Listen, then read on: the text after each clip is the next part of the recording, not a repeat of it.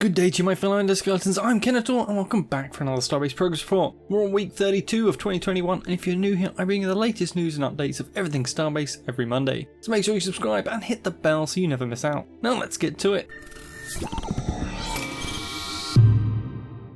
Firstly, apologies for the day late update this week. The new format from the devs and the late start for me this week has proved too much work to get done in just one day. I hope you still enjoy it as always, however. Starbase received its first full patch last week, which greatly helped with station building bugs. Tripod's weapons received a nerf to their weight to help with balance and placing too many of them on tiny ships. Crafting can now be done from ship inventory, and a massive list of fixes were included. However, easy build mode still faces issues and is slowly becoming known as easily bugged mode. And alas, despite Larry admitting last week that company ships were ready to go and just forgotten, they were still not included in this patch. This main patch also saw the first use of the PTU, or the Public Test Universe. This separate branch of the game is its own universe and nothing is carried over, but players are supplied with credits and ore for testing. This universe is only open during the patch testing period and shut down after the patch is pushed to the main branch of the game.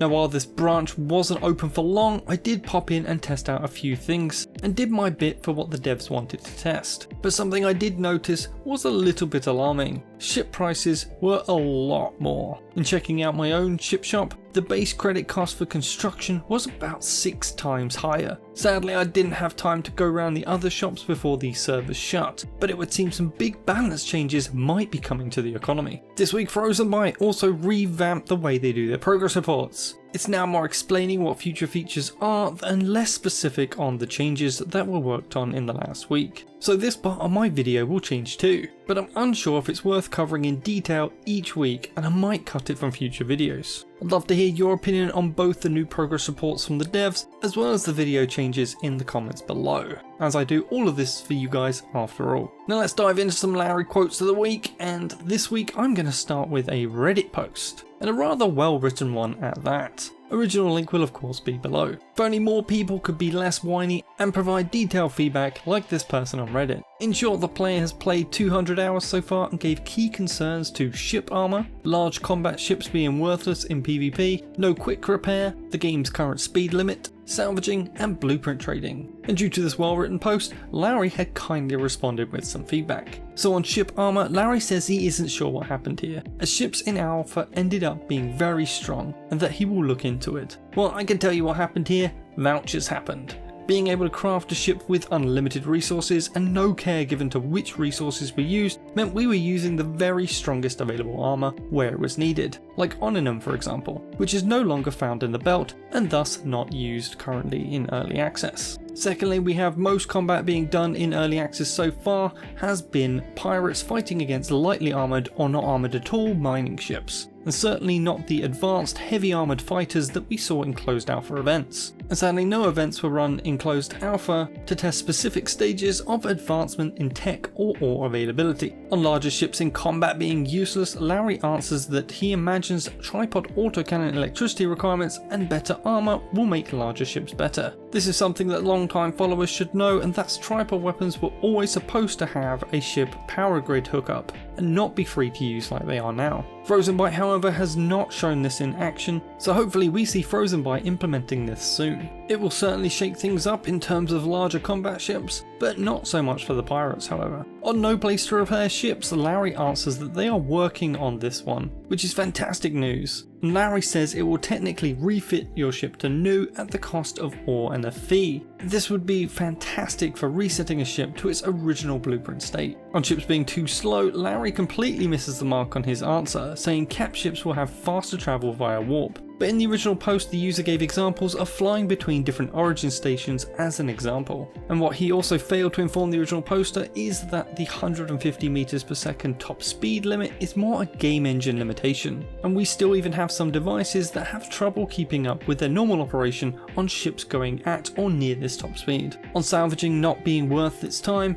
I completely agree with the original poster here. And Larry answers that salvage will improve feature by feature due to things like improved field repair, auto abandonment of wrecks, a ship claim tool, inventory crates for items not ore, and a junk collector, as well as recycling mechanics. Now all of these have been briefly mentioned before over the last year or so, but it's good to recognise there is so much more Starbase has yet to give us in terms of features. And lastly, for this post on no easy transfer of blueprints, he answers they are working on blueprints chips for this, which will come in both secure and non-secure formats. It's great to see Larry active not only on the official Discord and forums but on Reddit as well. He really does love interacting with the community, and I urge you all, if you have feedback, try to explain everything you want and think about a specific subject clearly and not to make a whiny post just saying that stuff doesn't work and fix it now. The devs are very open to feedback, and properly written feedback is not only useful and valuable for them, but they are also more likely to respond to you about it too. Our next quote should please all of you, as Larry tells us they have a healthy stream of new features coming, as many of these features have been under work for months and some even over a year. All that waiting through the delays was not for nothing. Not only were Frozen Byte working hard to bring us what we have now, they have been working away at future features too, and I can't wait to see them all. And one of those features will change the game in a pretty big way, and it's the main foundation for a lot of new features too, and that is the fabled Inventory version 2, which Larry says is one super large update at some point not too far from now. For all the new people to this channel and Starbase, this will simplify a lot of your inventory by allowing stacking of everything, at least visually, to one slot. So no more scrolling through endless amounts of ore or crafted items to find what you need, as well as plenty of other quality of life improvements too. A huge talking point in the community is factories, or lack thereof right now, making stations utterly pointless. But fear not, my fellow endoskeletons, for Larry says the economy will get a good proper kickstart once factories work, and they provide ways to manufacture ships. And once ships can be built, the ship sales will transfer from the shops we see now to only these manufactured ships, and the ship shops will start to require stocks to function, or even cease to exist at all. And once capitals roll in and sieging follows, a capital-sized money sink is established. So what will become of the shops, I hear you ask? Well, that's where player-built shops come in, and it won't be far off since Larry says the ship factory is really closing in, and they just finalised a very crucial part of it. This will also unlock blueprint sales, and a lot of other fun things too. It seems Frozen Byte has big plans for factories in Starbase, but do take it all with a pinch of salt for now, as we haven't seen the full process of what this is supposed to look like, or how it works. And like all things, how long will it last before changes are needed once it gets in the player's hands? In any case, definitely something to look forward to, and I'm hoping for big sprawling factories for those that love organisation and manufacturing gameplay, as these type of players don't really have much right now. Moving back to the station sieges now, Larry has some more info for us. He says when the sieges come, either side can post the siege location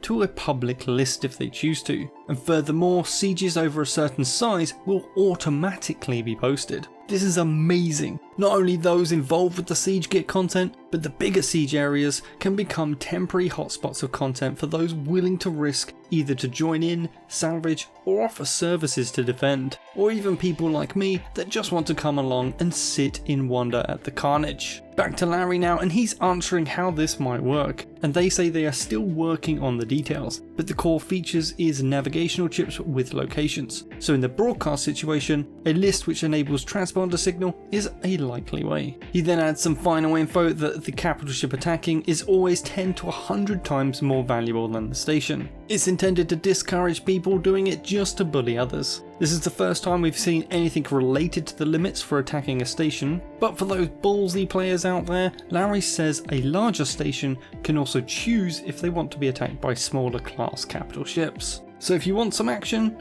switch this on and tell your enemies to come to you and enjoy the action. But this won't be the only way for smaller caps to attack a larger station. Larry also informs us that we can team up to boost the class of the attacking ships as a whole, as long as the attacking side is stacking enough chips on the table, and this will allow alliances of smaller groups to still have fun with the mechanic or fight against a larger enemy. And lastly, two other bits to mention here. Larry non-helpfully explains that Civ caps will have both cheap, mid-range and expensive parts. Thanks Larry, very helpful. Jokes aside, cap ships will do something currently unavailable to current ships. They will transport offline players who have logged off in one, but they are working on a plan to bring this to regular ships too. This will probably be akin to the Space Engineer's cryopod, in which players can enter and log off and still be transported around by other players in the ship. This will be a massive feature to help co-op play, as currently you stay where you are when you log off. So if you logged off on a moving ship, well, now you're just lost in space. So we got a brand new progress report, and some of the items are nothing but descriptions of features than actual progress. But I include them this time around so you guys are informed, and in future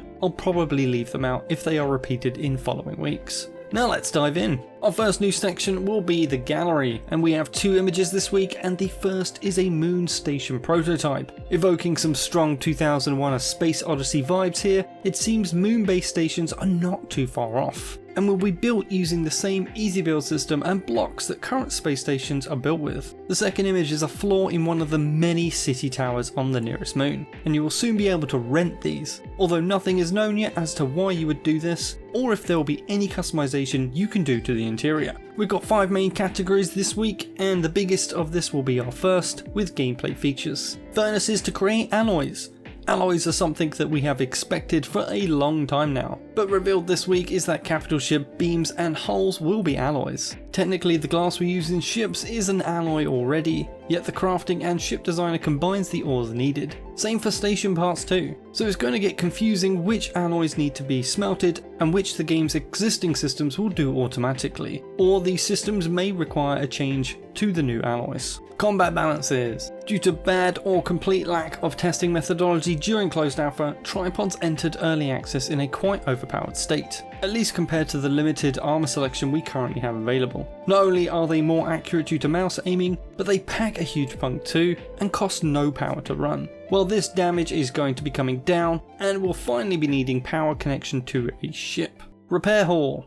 As many of you have found, repairing a ship in Starbase is a lot of work, and there is currently no easy way to bring a ship back to 100%. So either a new hull or a repair function will be added to the game to make your ship as good as new. Blueprint ships. We have known these are coming for a while now, and will come in both secure and non-secure versions. Non-secure can be loaded straight up into the designer for modification and saving, while secure will be limited to manufacturing only and keeps the blueprint from being copied without reverse engineering the final result. Drive-in designer.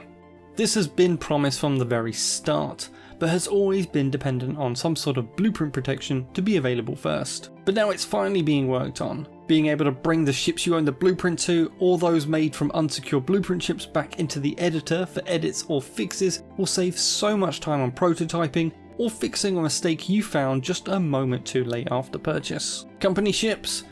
A feature that was supposedly done but apparently not, will allow giving ships to the company. This can then be easily managed by company permissions rather than individual, or avoids having to abandon ships in order for company members to claim them as their own, which can be buggy at the best of times. I'm very much looking forward to this. I'm hoping we also get separate permissions for spawning as well as flying the ship, so everyone can use the ship but only a few people can take it out. New tutorials. Following through with their promise on new tutorials, Frozen Byte are working hard on them. We will soon have new ones on storage menus, durability errors, cable and pipes, player station factory halls, and spawning and despawning of ships. New bind menu for ship UI binds.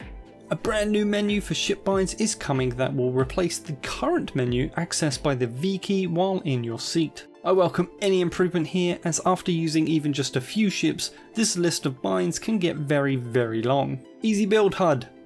Easy build mode will be getting some much needed quality of life improvements with a new HUD, to make the experience consistent between ships and stations, as well as adding tooltips. Auction house. 2 updates here for the auction house, with the addition of extra categories to match those in the crafting menu, as well as a shopping list feature that you can compare against a blueprint so that you can get the right amount of ores or parts needed for that ship. Hopefully this can also work with the ship shops too. Sell confirmation UI.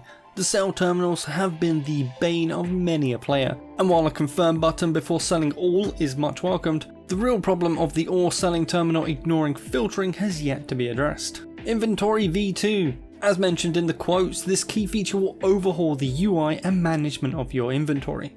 Say goodbye to those separate stacks of ore and components and hello to a cleaner interface. Not only this feature will enable support for other features that will come later as well, as new items like the different crate sizes and types which ships designers have been dying to get a hold of. Item crates. This new type of crate will allow you to store components instead of ore, which should make shipping parts made at stations much easier, as well as salvage too. Blueprint caster.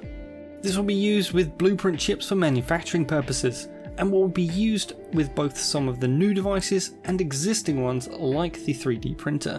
Blueprint filler. This setting helps takes undamaged or completed new parts to the ship and place them into a blueprint in production or in the field for repair. Moving on to stations now, we have moon bases.